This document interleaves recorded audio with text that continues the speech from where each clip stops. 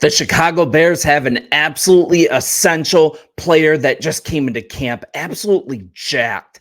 And he is a player that this defense is dependent on in order to break out this year. And one of the most popular breakout candidates for the Chicago Bears this year, that's been defensive tackle Gervon Dexter. And the 2023 second round draft pick, he came on strong during the second half of his rookie season last year. You guys saw it. He needs to mature into our three tech, and he's being counted on to take a huge step this year to really complete this defensive line, make it fully functional. And based on just the beginning of training camp, I think he's on the right track. And as I have covered before, and I'm going to go to this story on Shy City Sports. They do a great job. This is Sports Talk Bears. Hey, like and subscribe as we drive towards 10,000 subscribers. So, as was reported earlier in the offseason, Dexter, he underwent a body transformation this offseason. He became leaner and quicker to maximize his impact on the line. It was something that had been brought up during spring practices and even at the end of the year last year from the coaching staff, and it's become clearly evident. Conditioning tests at camp have fully showed this. And Ryan Poles and staff, they've shown that they have full confidence that Gervon Dexter is going to develop into the three tech that's desperately needed as the engine for this Coach Eberflus defense. And Coach Washington, we know he's hard at work on this D-line. There's not a better D-line coach in the league. And man, Dexter's giving every indication that he's the real deal here. And just ask defensive end Montez Sweat.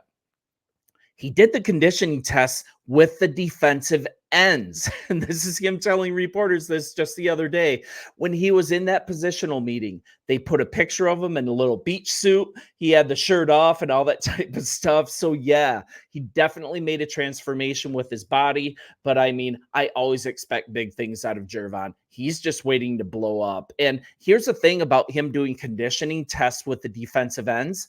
The defensive end conditioning test is markedly, I would say even way harder than the defensive tackle test.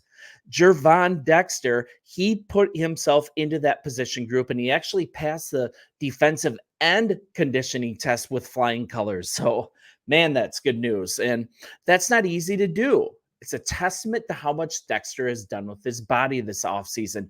That should lead to more impact on the field, right? And with him playing the three tech, similar size, with someone like Andrew Billings next to him, man, a special year for number 99. And the offseason hype surrounding second-year defensive tackle Gervon Dexter Sr., I think it's warranted. I mean, we weren't fully able to see the defensive linemen operate during OTAs, minicamp. I mean, we have tight pass rushing restrictions, not really in pads. Everybody's kind of taking it easy just a little bit. But, man, there have been raves all summer about his physical transformation. And that's exactly the offseason goal he laid out for himself going into the year two.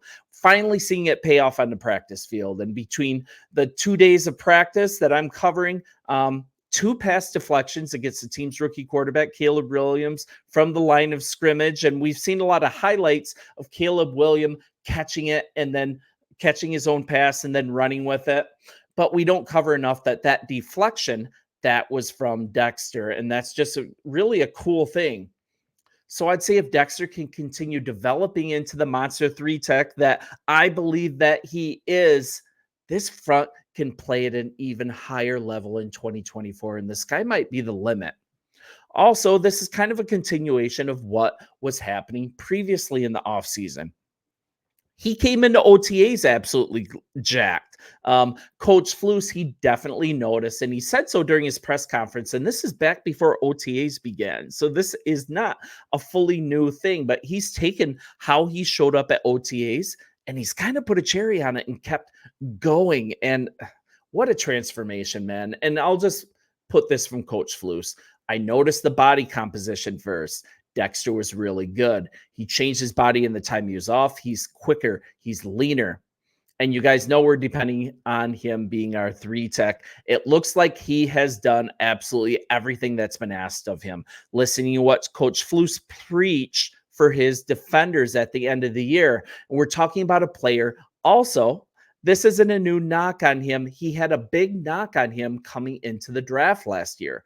The word coming out of college was that, I mean, he was slow off the ball. And I'm going to go straight to his scouting profile back in the day on Bleacher Report. And his negative traits were as follows: very slow off the ball. He's late to react to the snap, doesn't accelerate off the line of scrimmage well. And probably the biggest issue with Dexter's game is his get off. That could cause him some trouble in the NFL, right? Really limits him as a pass rusher. But if he can start firing off the ball with more consistency, he'll have a better chance at staying on the field for third downs, as he's shown flashes with his bull rush. And that is his scouting report. And the positives, and these are awesome too. He's solid at shedding blocks. This is coming out of college. When he's fresh, he's solid at collapsing the pocket with a bull rush, does a good job of working to get on an edge. He has plenty of power to become a better bull rusher at the next level. And that's the thing, when he's fresh. Do you think this newfound conditioning, this new body type, that's going to keep him fresh? And it's just, man, this is so encouraging. And I've got a thought on this. I mean, with being in better shape, being more muscular, being more lean, he's definitely going to be more explosive off the ball this season. And the only potential problem is that this could hinder his worth as a run defender. I mean, we've got Billings right next to him. We've got Randolph coming in as a fantastic run defender, as an undrafted free agent. First half of the year, that was an area of struggle, though, as he got acclimated to the pro game. We're going to trust that this training staff, that they were able to increase his speed without losing strength and leverage. That's a concern. And also leaner mass, which is what he has. And that he should have way more endurance to stay on the field. So if he ends up being a liability against the run, we'll have to do what isn't ideal, right? We'll have to use him as a rotational player. Guys like Zach Pickens, and once again, UDFA, undrafted free agent Randolph Jr., they aren't looking to be ready to handle a full-time position, but this is what we want to avoid. He has to have reserved his strength with the body type change, so he can be a true 3-tech. We don't want him coming off the field situationally all the time. So I think that's where coaching comes in as well. We've got the best defensive line coach in the league, defensive coordinator Eric Washington. He's not going to be calling the plays. Rest assured, he is there primarily to whip this defensive line into shape, and he's the man to do it. If you look at his work back in Buffalo, it was absolutely stellar with not really marquee talent for the most part. I trust Eric Washington to launch Zach Pickens into a valuable player to match his draft costs. Also, mold Dexter into the complete player he needs to be beyond physically. So we've got a player who ascended last year. We used some valuable collateral on him at the time when you remember where the pick came from. And I just want to refresh you on this just a little bit, how he came to the team with the time that we have left. And this time of the season, before the season starts, it's a lot of fun to really dig into players. So where did he come from? The Bears drafted him with the 53rd overall pick in the draft. That's after acquiring the pick from the Baltimore Ravens that the Bears got from trading Roquan at the 2022 trade deadline. So the second round pick out of Florida, he played all 17 games for the Bears last year. He made one start in week 1 against the Green Bay Packers. He played a critical role in the interior of the defensive line as a rotational piece, split snaps between Andrew Billings, Justin Jones, who is gone now, and fellow rookie Zach Pickens at the position. So I'd say, especially in the first half of the season, well, mostly in the first half of the season, he wasn't really a consistent threat as a pass rusher or a run defender early on. But as a rookie, he continued to show major improvements throughout the season. Every week that he stepped onto the field, he showed improvement, and he ended the season on a high note. He should be in line for a higher snap count this season. He is going to be relied on as our 3-tech. And kind of digging into this a little bit, he did end up playing an average of 39.8% of the team's defensive snaps during the regular season. That's a rotational piece, limited role, but he had many fans in the media who continued to ask head coach Matt Eberflus if Dexter would be given him more of a role on the defensive line. I was one of those people. Guess what? That role eventually came. He played 40+% of the snaps in each of the last 5 contests of the season. And it's the end of the season that we really need to highlight, because the overall stats, they don't tell the whole story. So overall, statistically, Dexter finished the season with 2.5 sacks, 20 combined tackles, 12 quarterback hits. That's fantastic. And 2 pass deflections.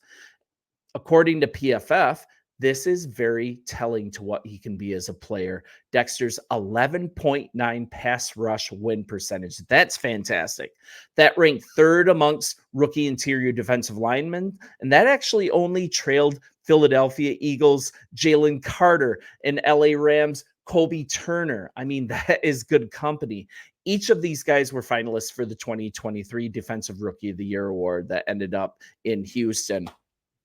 Now, with his new body makeup, more speed, more explosion off the ball, we very well, I think we have something special here. He finished the season with a 65.9 pass rush grade in his highest graded game. This is telling. That came in week 5 against the Commanders, 85.5. He recorded 2 quarterback hits. He generated a season high 6 total pressures. He kind of took over that game. And his efforts in that game, that led directly to the Bears getting their first win of the season and really starting to get things rolling. Took him a while to get rolling as well, but in week 14 against the Detroit Lions, that is such a favorite game of mine last year. So much fun. He was finally able to record his first sack in the NFL. And I think that's the most exciting part of his rookie season. He showed flashes against some of the top offensive linemen in the game, and he had a really nice pressure, in particular against the Lions all-pro tackle Sewell, right? And Dexter, he still has a few fundamental techniques in his game to fully master. At times, he played out of position from what he's normally comfortable with, but we want him to settle into this 3-tech position. Still an inspiring rookie season for the defensive tackle that's expected to result in a breakout and do a complete season under new defensive coordinator Eric Washington and really get his technique down. You guys, I'm always really excited about players here, but I think this excitement on Dexter is absolutely warranted. I cannot wait to see him put on the pads in camp and really ball out as we go into the season. We just got to stay healthy along our defensive line, so we got to temper this excitement with being a little conservative with how we're using players as well. So you guys, let me know what you think. You always do. Bear down. Love going through this offseason with you, and we have so much to get excited about. See ya. Enjoy camp. Bear down.